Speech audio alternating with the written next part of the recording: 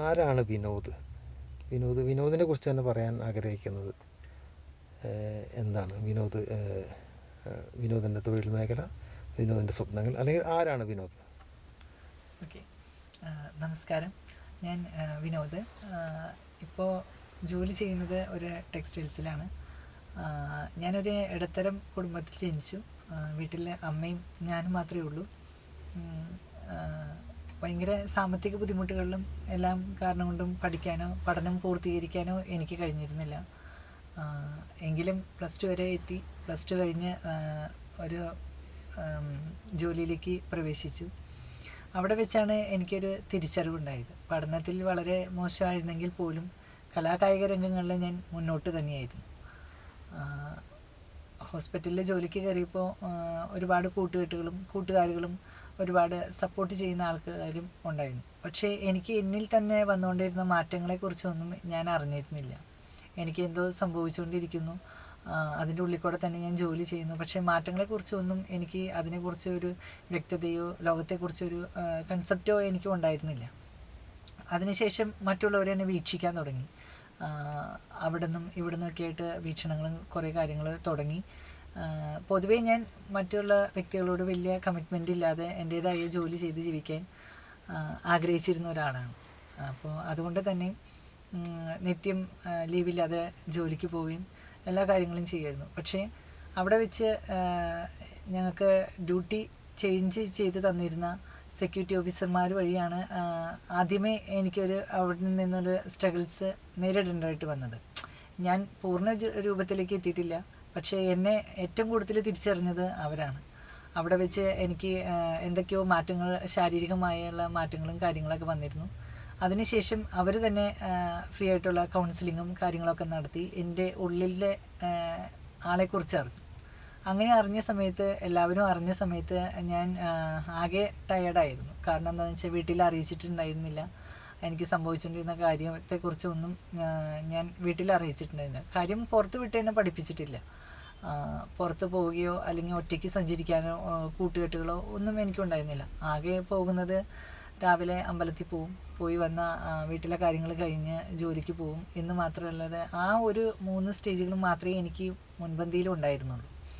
അതിനുശേഷമാണ് ഹോസ്പിറ്റലിൽ ജോലിക്ക് കയറിയ സമയത്താണ് ഇതിനെക്കുറിച്ച് അറിയുകയും കൗൺസിലിംഗ് നടത്തുകയും ടെസ്റ്റും കാര്യങ്ങളൊക്കെ നടത്തുകയൊക്കെ ചെയ്തത്. പക്ഷേ ഉള്ളുകൊണ്ട് വേറൊരാളും ശാരീരികമായി മറ്റൊരാളുമായി ജീവിക്കേണ്ടി വരുന്ന ഒരവസ്ഥ ഏറ്റവും വലിയൊരവസ്ഥ തന്നെയാണ്. പക്ഷേ ഞാൻ എന്നിൽ കണ്ടിരുന്ന സ്വപ്നം എന്ന് പറയുന്നത് ഊണിലും ഉറക്കത്തിലും ഞാൻ മറ്റൊരാളായി മാത്രമാണ് ചിത്രീകരിക്കപ്പെട്ടിരുന്നത്.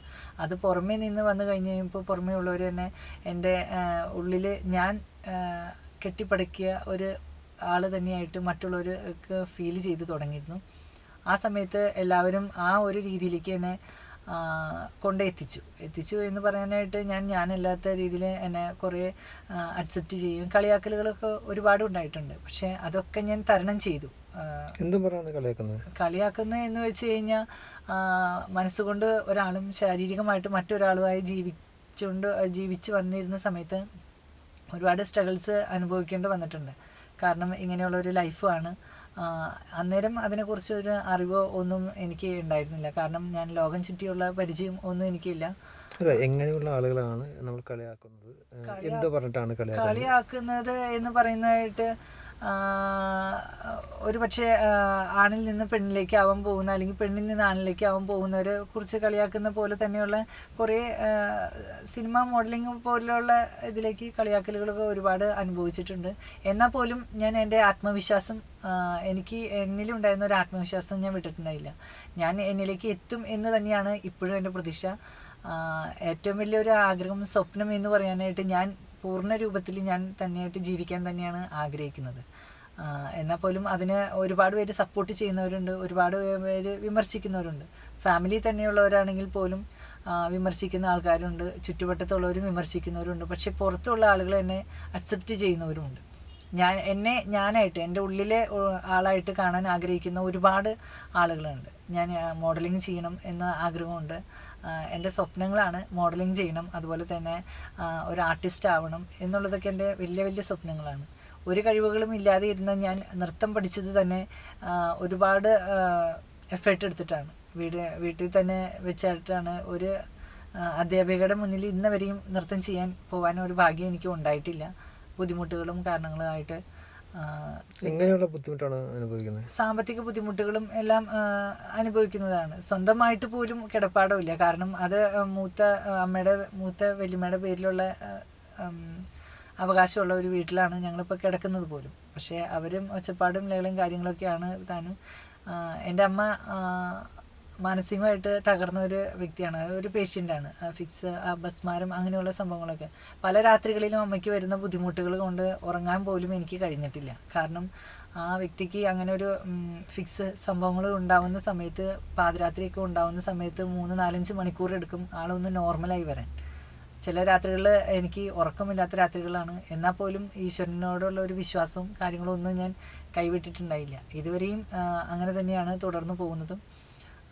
ഇപ്പോഴും അമ്മയ്ക്ക് ഇടയ്ക്ക് രാത്രികളിലൊക്കെ അങ്ങനെ അസുഖങ്ങളൊക്കെ വരുന്നുണ്ട്.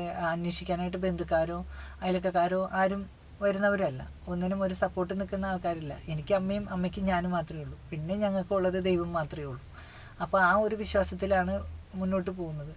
എങ്കിൽ പോലും നല്ല രീതിക്ക് പെർഫോമൻസ് ചെയ്യാനുള്ള കാര്യങ്ങൾ ഞാൻ ജോലി കഴിഞ്ഞ് ചെന്നിട്ടാണെങ്കിലും എല്ലാ കാര്യങ്ങളും, വീട്ടിലെ കുക്കിങ്ങും എല്ലാം കഴിഞ്ഞിട്ടാണ്, അമ്മയുടെ കാര്യങ്ങളും കഴിഞ്ഞ് അമ്മയ്ക്ക് എല്ലാ കാര്യങ്ങളും ചെയ്തു കൊടുത്തതിന് ശേഷം മാത്രമാണ് എൻ്റേതായ കാര്യങ്ങളിലേക്ക് എടുക്കുള്ളൂ. ക്ഷേത്ര കാര്യങ്ങളിൽ മാല കെട്ടാനും കാര്യങ്ങളൊക്കെ കഴിഞ്ഞ് 10-12 മണിയാവും കിടക്കുമ്പോൾ. വെളുപ്പിന് 4 മണിക്ക് എഴുന്നേക്കും. അത് കൃത്യനിഷ്ഠയോടുകൂടി എഴുന്നേക്കും. കുളിയും കഴിഞ്ഞ് തിരുവയ്ക്കലും എല്ലാം കഴിഞ്ഞ് ആ കാര്യങ്ങൾ കഴിഞ്ഞതിന് ശേഷമാണ് ഞാൻ അമ്പലത്തിലേക്ക് ഇറങ്ങുന്നത്. അമ്പലത്തിൽ പോയി കഴിഞ്ഞിട്ടാണ് വീട്ടിലേക്ക് വന്ന് വീട്ടിൽ നിന്ന് പിന്നെ ജോലിക്ക് വരുന്നത്. പിന്നെ ഇതിനെക്കുറിച്ച് കുറേ അറിഞ്ഞു. ഇതിനെക്കുറിച്ച് എനിക്ക് വീട്ടിൽ പറയാൻ ആദ്യം മടിയായിരുന്നു. മടിയും പേടിയും കാര്യങ്ങളായിരുന്നു. കാരണം നമ്മളെ എൻ്റെ സത്വബോധത്തെക്കുറിച്ച് ഡോക്ടേഴ്സ് പറഞ്ഞ സമയത്ത് എനിക്കത് വീട്ടിൽ പറയാൻ ഭയങ്കര ബുദ്ധിമുട്ടായിരുന്നു. ഭയങ്കര ബുദ്ധിമുട്ടും പേടിയും കാര്യങ്ങളായിരുന്നു. അവരെങ്ങനെ അക്സെപ്റ്റ് ചെയ്യും എന്നുള്ളത് അറിയില്ല. കാരണം അമ്മ ഒരു പേഷ്യൻ്റ് ആയതുകൊണ്ട് അമ്മയ്ക്ക് അത് താങ്ങാനാവുമെന്ന് പോലും എനിക്കറിയില്ലായിരുന്നു. എങ്കിലും ഡോക്ടർ ചേതൻ, അദ്ദേഹം ബാംഗ്ലൂർക്കാരനാണ്. അദ്ദേഹം വീട്ടിലേക്ക് വിളിച്ച കാര്യങ്ങൾ പറഞ്ഞു. എനിക്ക് കൗൺസിലിംഗ് നടത്തിയ കാര്യങ്ങളും അതിനെക്കുറിച്ചുള്ള കാര്യങ്ങളും പൊതുവേ സമൂഹത്തിന് പുറത്ത് അങ്ങനെ ജീവിക്കുന്ന ആളുകളെക്കുറിച്ചും പറഞ്ഞു. ഡോക്ടറെ തന്നെ വീട്ടിലേക്ക് വിളിച്ച് പറഞ്ഞപ്പോൾ അമ്മ മാനസികമായിട്ട് ആകെ തകർന്നിരുന്നു. പക്ഷേ ചുറ്റുപാടുള്ള ആൾക്കാർ എനിക്ക് എതിരെ വന്ന സമയത്ത് അമ്മേനെ എനിക്കെതിരെ തിരിച്ച് കുറേ പ്രശ്നങ്ങളും ഒരുപാട് വഴക്കും കാര്യങ്ങളൊക്കെ ആയി. പിന്നെ എനിക്ക് ഇവിടുന്ന് നാട് വിട്ട് പോകേണ്ട വന്നു എന്ന് പറയാനായിട്ട് കാലടി വിട്ടും അങ്കമാലി വിട്ടും അപ്പുറത്തേക്ക് പോവാത്ത ഞാൻ, മനോധൈര്യം പോലും ഇല്ലാതെ ഇരുന്ന എനിക്ക് എറണാകുളത്ത് ഞാൻ കച്ചേരിപ്പടിക്ക് പോകേണ്ടി വന്നു. കച്ചേരിപ്പടിക്ക് എന്ന് പറയാനായിട്ട് ട്രാൻസ് വുമൻസായിട്ട് ഒരു കമ്മിറ്റ്മെൻറ്റ് എനിക്കുണ്ടായിരുന്നു. കാരണം എന്താണെന്ന് വെച്ചാൽ അവരുടെ ഷെൽട്ടർ ഹോമിൽ എനിക്ക് കുറച്ച് നാൾ ജീവിക്കാൻ ഒരു പേടിയും കാര്യങ്ങളൊക്കെ ഒന്ന് മാറിക്കിട്ടാനായിട്ട് എനിക്ക് പോകേണ്ടി വന്നു. കുറച്ച് നാളത്തെ ജീവിതം അവിടെയായിരുന്നു. അവിടെ ഞാൻ എന്നേക്കാൾ ഉപരി ഒരുപാട് സ്ട്രഗിൾസ് അനുഭവിച്ച കുട്ടികളുടെ ജീവിത ചരിത്രത്തെക്കുറിച്ച് അറിഞ്ഞു. അങ്ങനെ വന്നു കഴിഞ്ഞപ്പോൾ എനിക്ക് എൻ്റെ ജീവിതം ഒന്നുമല്ല എന്നുള്ള ഒരു തിരിച്ചറിവ് എനിക്ക് അവിടെ വെച്ചുണ്ടായി.